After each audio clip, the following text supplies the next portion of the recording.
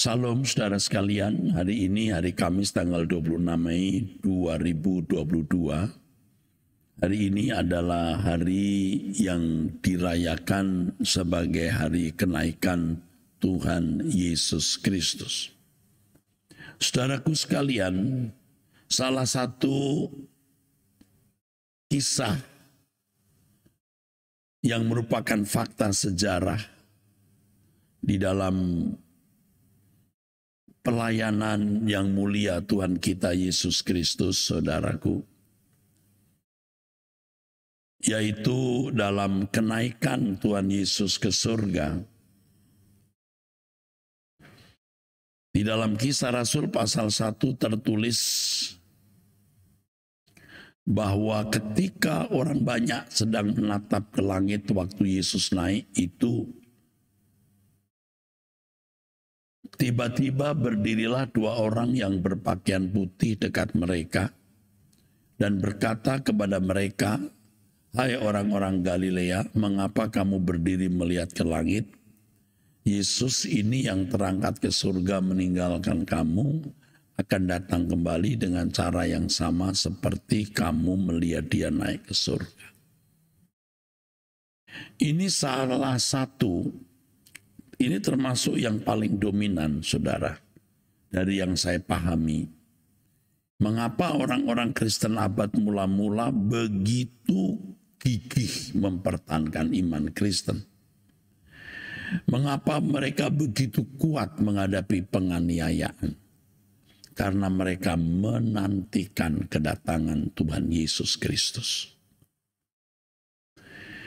Paulus sendiri seorang yang bisa disebut sebagai eskatomania. Orang yang mania, orang yang sangat terobsesi, sangat memperhatikan, sangat merindukan kedatangan Tuhan. Eskatos artinya hari-hari terakhir. Mania itu ya saudara tahu artinya sangat mengingini, sangat terikat, sangat tertarik. Ya, eskatomania. Itulah sebabnya dalam suratnya Paulus menulis, lebih baik kamu tidak menikah, kamu seperti aku, karena hari-hari ini adalah hari-hari yang terakhir. Ya, biarlah orang yang memiliki harta duniawi seakan-akan tidak memiliki, ya. Orang yang berkeadaan dalam keadaan tertentu tetaplah dalam keadaan itu sebab waktunya sudah dekat. Artinya jangan mengingini dunia, jangan mengingini merubah keadaan atau nasib karena merasa hidup tidak lengkap, tidak utuh. Dan ini membuat orang meleset, saudaraku. Jadi misalnya kalau sekarang saudara berkendara motor, ya tidak usah mimpi mobil. Tapi saudara sangat mudah nanti punya mobil.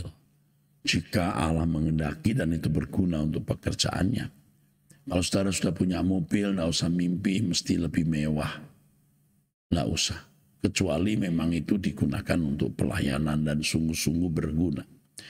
Yang tahu hanya Tuhan dan saudara, biasanya begitu. Nah saudaraku sekalian, ini salah satu yang membuat orang-orang percaya begitu gigih mempertahankan iman. Ya, mereka bisa begitu endurance, ya, bertahan, ya, menghadapi penganiayaan pada zaman gereja mula-mula itu. Baik tekanan dari agama Yahudi, ya, dari kekaisaran Roma dan orang-orang kafir yang tidak menyukai kekristenan. Pengharapan mereka adalah kedatangan Tuhan Yesus Kristus. Dan itu membuat mereka telah selesai. Mereka telah finish. Mereka sudah mencapai tujuan iman. Ini dikatakan saudaraku di dalam 1 Petrus pasal 1 demikian. Karena kamu telah mencapai tujuan imanmu, yaitu keselamatan jiwamu. 1 Petrus 1 ayat 9. Orang yang belum sungguh-sungguh menaruh pengharapannya kepada kedatangan Tuhan Yesus untuk memperoleh kemuliaan bersama Dia, orang yang belum mencapai tujuan imannya. Jadi tujuan iman pada akhirnya adalah ketika seseorang menaruh seluruh pengharapannya kepada Tuhan, pada penyataan kedatangan Tuhan. Tidak ada sukacita, kebahagiaan apapun dalam hidup ini kecuali Tuhan. Dan orang-orang seperti ini, orang-orang yang pasti hidup kudus. Hidup yang tidak bercacat, tidak bercela, tidak mau ribut dengan orang, tidak menyakiti sesama. Saudara, pelayanan dengan motivasi yang benar demi perubahan orang lain agar juga layak menjadi anggota keluarga kerajaan surga. Nah, kita merindukan taraf level kekristenan seperti ini. Yang tidak mudah dicapai, saudara, karena hati kita sudah banyak terikat dengan dunia. Dan betapa sulitnya memindahkan hati kita di kerajaan Allah.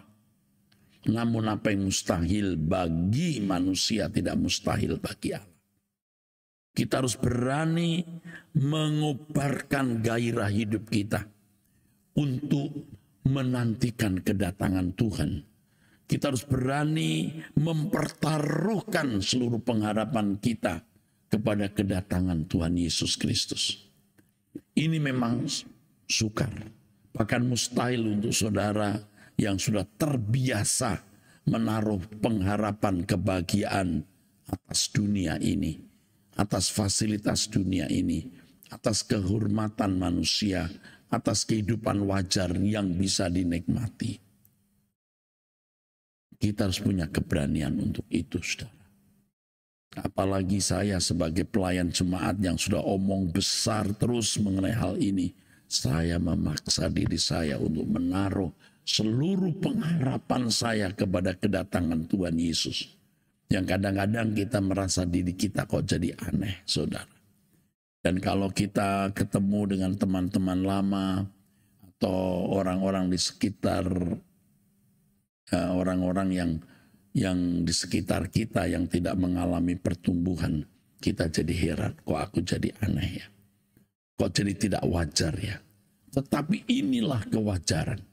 Bayangkan bagaimana orang-orang Kristen pada gereja mula-mula, demi pengharapannya akan kedatangan Tuhan Yesus Kristus, mereka rela kehilangan keluarga, bahkan nyawa mereka.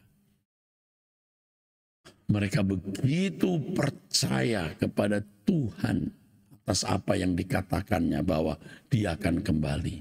Seperti yang dikatakan dalam Yohanes 14 ayat 1, aku pergi menyediakan tempat bagimu, kata Tuhan Yesus. Dan kalau aku sudah menyediakan tempat bagimu, aku akan datang kembali. Supaya di mana aku ada, kamu ada. Kita tangkap janji itu.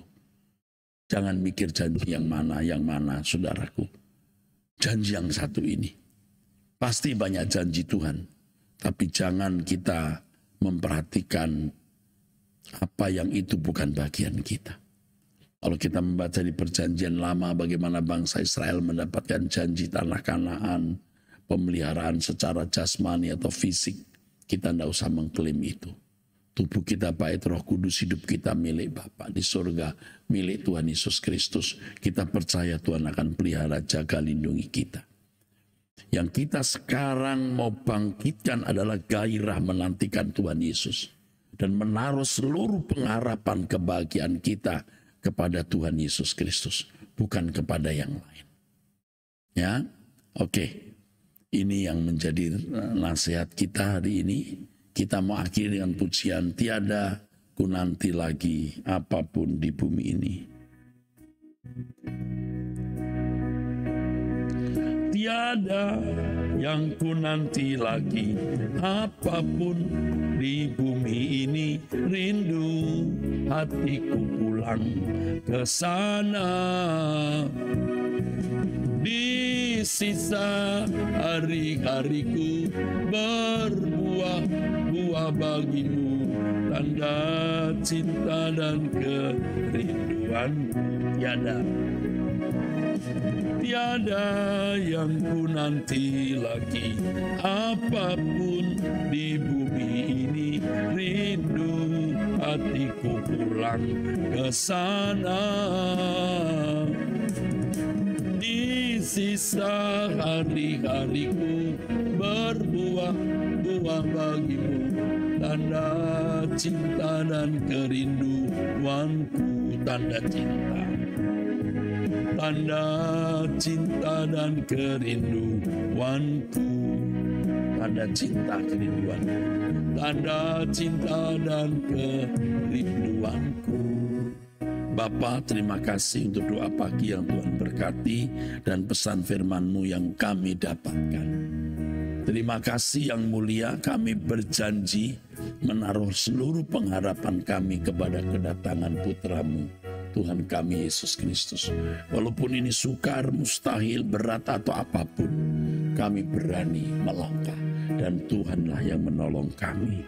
Dalam nama Tuhan Yesus Kristus. Amin. Saudara, kita akan bertemu melalui onsite dan bisa juga melalui online.